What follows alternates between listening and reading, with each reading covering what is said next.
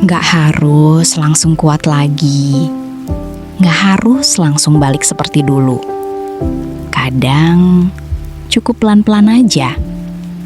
Setelah semua yang lo lewatin, setelah capek, bingung, ngerasa kosong, dan akhirnya belajar menerima.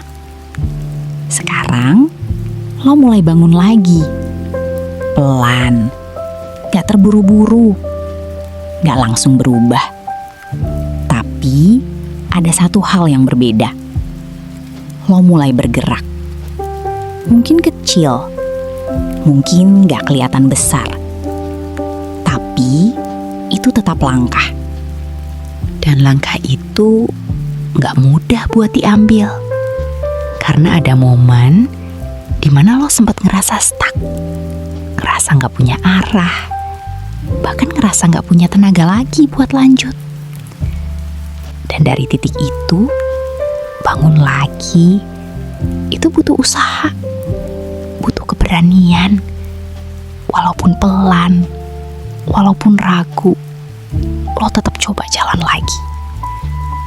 Kadang satu langkah aja terasa berat. Kadang lo masih berhenti di tengah jalan, masih mikir, gue bisa gak ya? Dan itu wajar, karena proses bangun lagi gak pernah langsung mulus. Tapi bedanya sekarang, lo gak berhenti sepenuhnya. Lo tetap jalan, walaupun pelan, walaupun gak pasti. Dan itu yang bikin semuanya berbeda. Malam ini, kalau lo lagi ada di fase itu, lagi mulai bangun lagi, lo gak harus sempurna, lo gak harus cepat.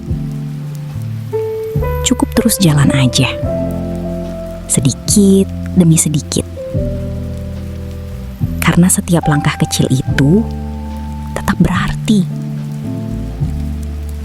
Dan semakin lo jalan, pelan-pelan, lo bakal ngerasa kalau lo ternyata bisa.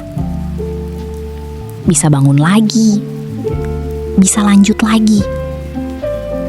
Dan itu udah lebih dari cukup.